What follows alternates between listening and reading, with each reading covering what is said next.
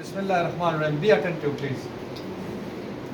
Yesterday we did exercises on ANOVA, analysis of variance, and we have discussed for what purpose and in which research study we apply ANOVA or analysis of variance. There are multiple types of analysis of variance: one-way analysis of variance, two-way analysis of variance, multiple analysis of variance. In one-way analysis of variance, you have 1:1 variable, one independent and one dependent variable.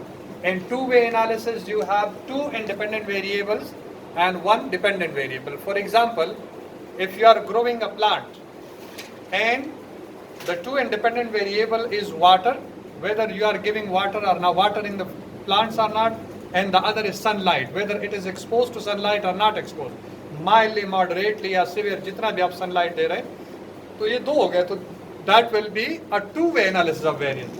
और अगर ये multiple हो जाए, for example, आपने वहाँ पर खाद भी शामिल कर लिया, water, sunlight and then fertilizer, तो आपके तीन हो गए या तीन से ज़्यादा, तो फिर that is multiple analysis of variance.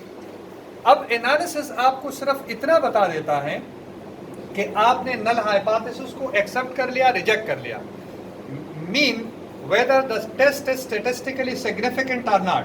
It does not tell you which mean is different from which mean. यानी mu1 is different from mu2 is different from mu3, or mu3 is different from mu4 and so on.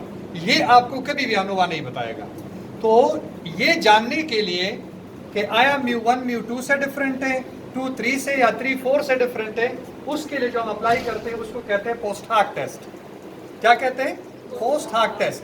और इस post हाक test में 2K HSD जो है ना ज़्यादा common है, एक LSD है, एक 2K HSD है, एक बोनफेरानी है. There are multiple test that we can apply looking at the sample size, whether the sample size are small, they are homogeneous और they are different.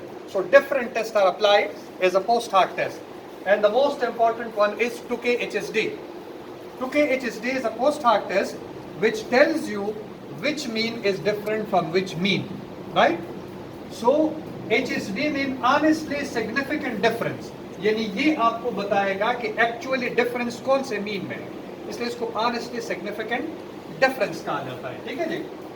So ANOVA test tells us whether all the means are of independent population are equal or at least one mean is different. It depends. अगर आपका calculated value tabulated से ज़्यादा है, तो that will fall in the rejection region and ANOVA will reject null hypothesis. लेकिन अगर ये reject करता है तो उसके बाद कौन सा मीन कौन से डिफरेंट है ये नहीं बताएगा. Then it does not tell us which mean is different from which mean. To determine which mean is different from which mean, we apply post hoc test. 2K HSD is one of the post hoc tests. यहाँ पर test कर दे, test which tells us which mean is different from which mean, and this is the formula. 2K HSD Q alpha K n minus K और MSW divided by n. कल के example में से आप ज़रा मुझे बता दीजिए, जो हम सिर्फ वैल्यू जो है ना कैलकुलेट करते हैं, जो हमारे पास MSW होता, दूसरा वाला जो हमने किया था MSW, और फिर सैंपल साइज कितना था, n कितना था, 12 था, n माइनस K, और ये कल वाले के दो एग्जाम्पल में से आप Q का टेबल जरा देख लीजिए. यहाँ पर K आपके पास टोटल ग्रुप कितने थे, 3 थे, तो 3 के नीचे और degree of freedom with in कितना था दूसरे वाले एग्जांपल में, n माइनस K था, तो मेरे ख्याल में 9 था डिग्री ऑफ फ्रीडम. तो 9 के सामने और 3 के नीचे आप वैल्यू देखिए कितना है. आपके पास जो टेबल है शेयर्ड है, आपके मोबाइल में आप देखें ना.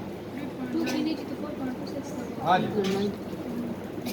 K नंबर ऑफ ग्रुप आपके रो में देखेंगे और degree of freedom with in यहाँ पर देखेंगे.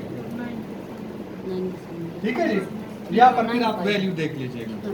3.95 ये, तो यहाँ पर आप लगाएंगे 3.95 और MSW कितना था, MSW उसमें देख लीजिए.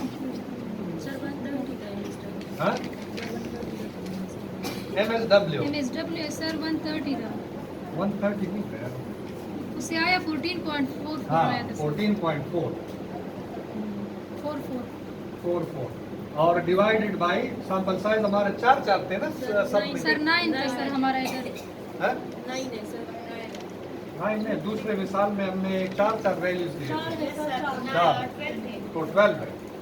इसको डिवाइड कर दे, फिर अंडर रूट ले ले और 3.9 से मल्टीप्लाई करें। हाँ जी करें जरा। 14.44 डिवाइडेड बाय 12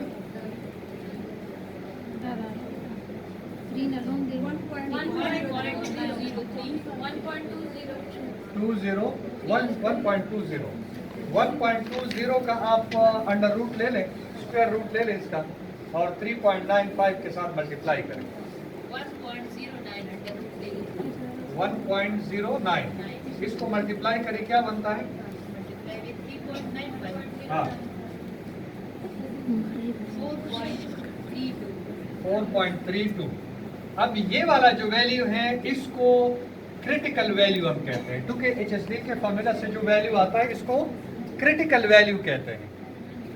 अब आगे आपने क्या करना है, आपने ये डिटरमिन करना है कि कौन सा मीन कौन से डिफरेंट है, ये जानना है ना। तो आप ऐसा करेंगे कि सबसे पहले x बार 1 जो आपका है उससे x बार 2 माइनस करेंगे, और अगर ये वैल्यू इनका डिफरेंस का वैल्यू इससे एक्सीड कर रहा है, बढ़ रहा है, तो फिर इसका मतलब है कि दोनों में डिफरेंस है। और अगर नहीं बढ़ रहा है तो इसका मतलब या इसके और इससे कम आ रहा है, इसका मतलब है कि इन दोनों मीन्स में फर्क नहीं है, यानी स्टेटिस्टिकली सिग्निफिकेंट नहीं है। आप देखिए जरा μ1 μ2 आपके डेटा में होगा, μ1 माइनस x बार 1 माइनस x बार 2 देख लें। x बार तो तीनों के आए हुए हैं ना, नीचे लिखे हुए जी सर, एक का हाँ 8 आया है सर, कितना है? 8 8 और माइनस 35 है सर, या x बार 1 x बार 2 की मैं बात कर रहा हूँ, अच्छा, आप अच्छा, पता नहीं सर, कहाँ सॉरी, समझा रही है। x बार 1 x बार 2 x बार जो है 5 था, 5 और दूसरा 6.5, हाँ? तीसरे का 6.5, 6.5, तो ये डिफरेंस सर कितना है? 7.5 हाँ? 7.5 सर, एक 6.5 है, ये एक माइनस 7.5 2.5 माइनस 2.5 लेस है ना, इसका जी, मतलब इन दोनों में डिफरेंस नहीं है। नंबर 2 x बार 2 माइनस x बार 3, ये मालूम करें जरा। x बार 2 ये 7.5 जो ये x बार 2 है और 6.5 जो है वो 1 है, 7.5 x बार 3 लिख दे सर। सर ये 7 पॉइंट को 6 पॉइंट करें। ये तो 6.5 6.5 कर देना, यस सर। तो ये 1.5 आया, फिर भी ये कम है, हाँ माइनस में आ रहा है। 6.5 ये वाला x बार 2 कितना है? 6.5, 7.5 ये आया -1 -1, तो ये भी कम है, इसमें भी डिफरेंस नहीं है। फिर x बार 3 माइनस x बार 1, ये देख लेंगे सर 7.5 माइनस 5, -5, ये भी 2.5 आ रहा है, ये भी इससे कम है। तो इसका मतलब है कि there is no difference across all the mean, we have already rejected it, we have already accepted the null hypothesis. वहां पर डिफरेंस नहीं आया, अगर वहां पर डिफरेंस आ जाता है और इसी फार्मूला से आप करेंगे तो किसी न किसी मीन में जो ना वो डिफरेंस आएगा, तब अब ये स्टेटिस्टिकली सिग्निफिकेंट होगा। ये टेस्ट हम कब अप्लाई करते हैं? ये उस वक्त अप्लाई करते हैं जब नल हाइपोथेसिस को आप रिजेक्ट करते हैं।